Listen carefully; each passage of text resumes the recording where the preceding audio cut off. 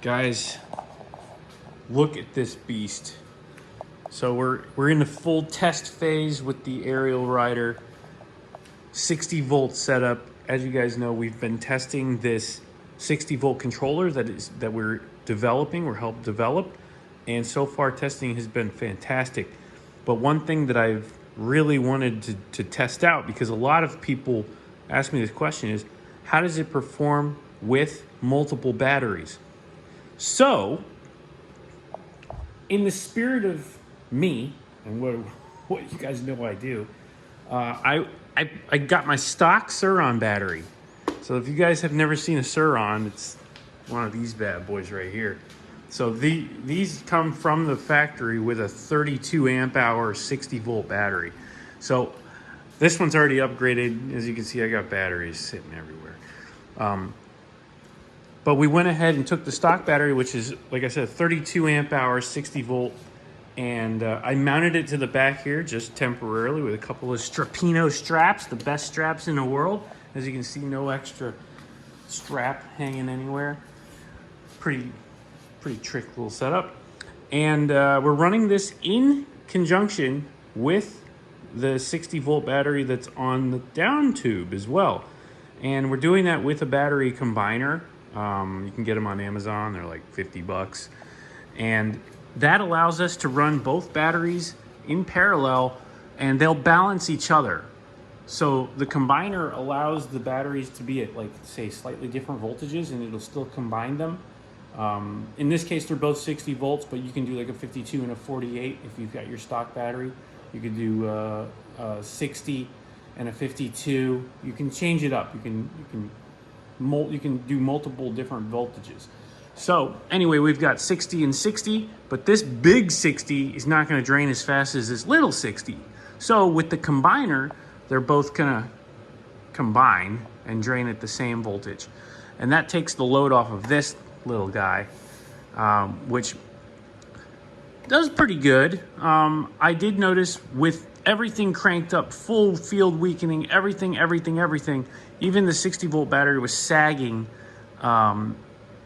Even when it's fully charged, we're getting 67 volts, and we're sagging down into the 50s, 58 volts, something like that, under load. So that's a little too much sag, I think, for a battery. You can tell we're definitely taxing the battery as hard as we should, or as hard as we want to.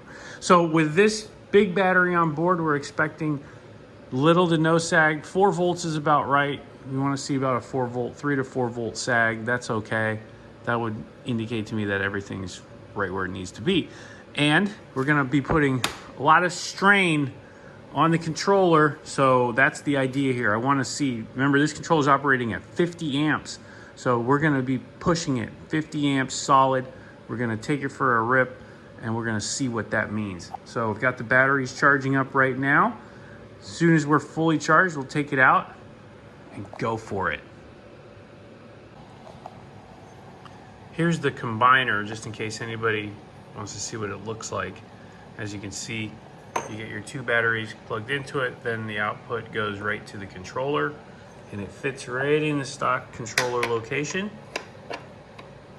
Really easy. You can just tuck it right up into the frame. You never even know it's there. Look at that. Everything fits in there, no problem. Really sweet. That's the beauty of using a controller that fits in the stock exact location. And it's actually, exactly like stock. So, easy stuff. Put your plate back on, and you're good to go. Here's another little thing I made. A new cover plate. I gotta paint it yet. But I added a little fan to it that plugs into the pedal assist sensor plug. So I'm not using that, obviously. And we can get 5 volts from it to run this little tiny fan. So that'll just circulate air inside of this little compartment where the controller sits, and just help with cooling. So another cool little mod. Here's my little cooling fan, all finished up. We used the original panel, just cut a hole. Perfect size for this tiny little cooling fan. We turn on the controller and it comes on automatically with the controllers on.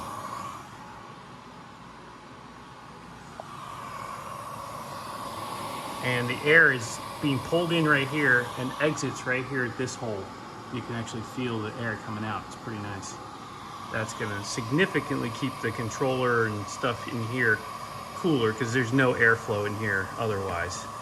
So just a little cooling tip. Works pretty good. Well, I'm gonna test it. We'll see how good it works.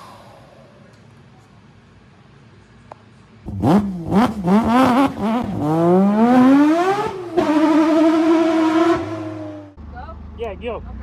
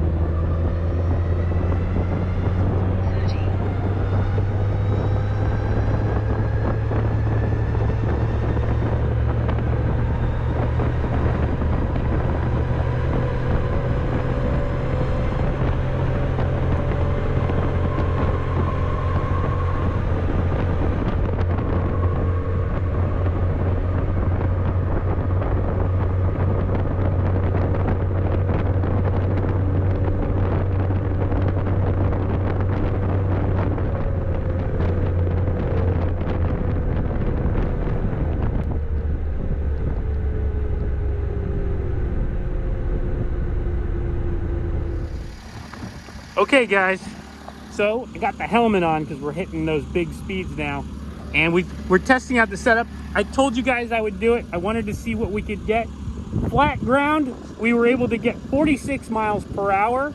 That's unassisted. So we brought the Bravo out as a camera vehicle and a little draft just to see what we can get.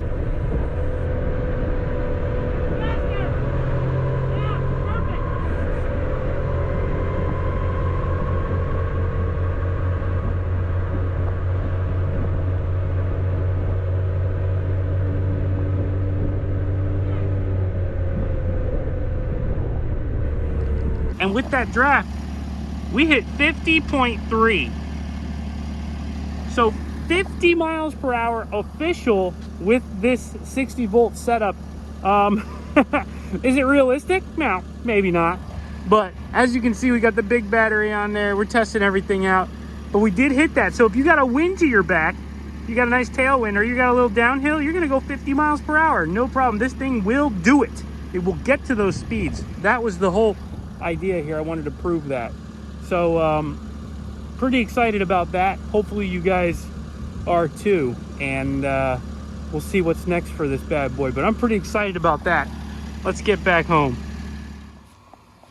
Okay, we're back. We made it back to the house. You can see temperature hit like 69 C, and the cooling mod's working really well because I just parked, and you can see it's cooling down pretty quickly. It's already down to 60 and falling. So that's definitely a worthwhile mod. I like it, and I can feel, if you feel up here, the air that's coming out is a little bit warm. So it is working for sure. I like that. You can see dropping 59 there. So anyway, the big news is there. 50.3. We did it. That's a hefty number for a little bike.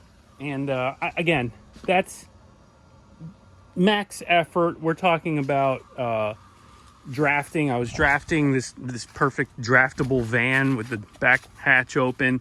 But still, I mean, 46 miles per hour unassisted is not bad, considering this is a 60 volt system and it's still a stock motor. Motor temperatures, dude, not even hot. Not even hot. This is like barely 50C, guaranteed. So, either way, so far so good. I have no hesitations with running this bike so far this hard. And I've been doing, 10 miles here, 10 miles there. We're going to do a 20-mile test next, now that we got this huge battery on here, so I know I'm not going to run out of juice. We'll do a 20-mile, maybe even a 40-mile, and we'll just kind of test it out. We're going to keep on pushing this setup as far as we can. I don't think anyone else is really going to push it as hard as I'm pushing, and if you are, hey, more power to you. We'll see. But I'm pretty impressed so far. Controller temperature, look coming down already, 55. Cool little feature here is you're able to see also your watts, your odometer, your trip, run time. Everything's on here. It's got a lot of data. You can also switch between different screens and things like that. So a really cool setup. Really enjoying this bike, and I can't wait to see how much more we can do with it. Either way, I hope you guys enjoy that test, and I'll do more. Well, I'm just loving this bike. The Aerial Rider is really showing its colors.